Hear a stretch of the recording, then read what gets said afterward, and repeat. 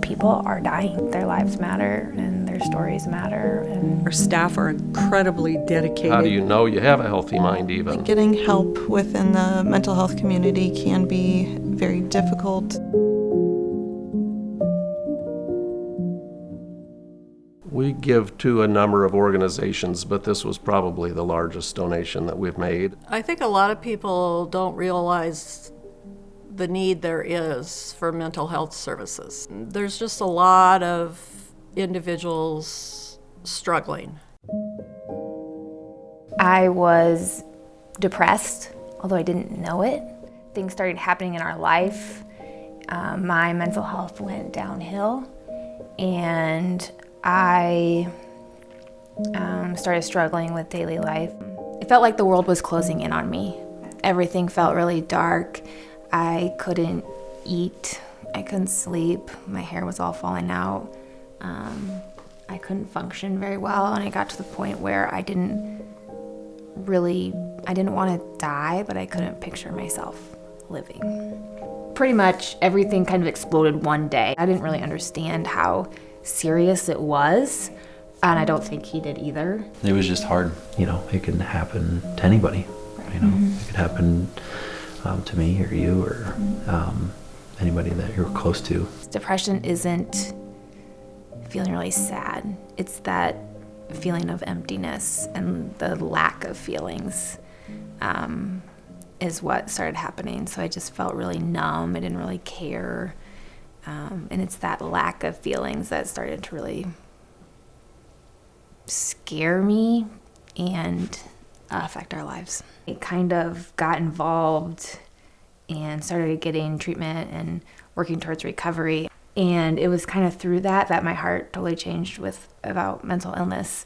The people that were struggling with severe mental illness were just like me. And they were moms and daughters and nurses and government officials. And one gal was a former therapist. And it really helped me realize that this can happen to anybody. So initially getting help within the mental health community can be very difficult. There can be long waits. You could have to wait a week, which was a really short estimate of a period of time to get you in, even if you're in crisis, or it could be 1 or 2 months to get that first appointment. Things can get really bad in 1 or 2 months. So as whereas you may not need hospitalization the second you walk into a clinic, by the time you get help, you may need hospitalization. We'd like to try and avoid that, if at all possible, by bolstering the services with more providers. If we're able to recruit additional prescribing providers, both psychiatrists and nurse practitioners, it's likely that we could serve up to 400 individuals with each prescribing provider that we were able to bring on board.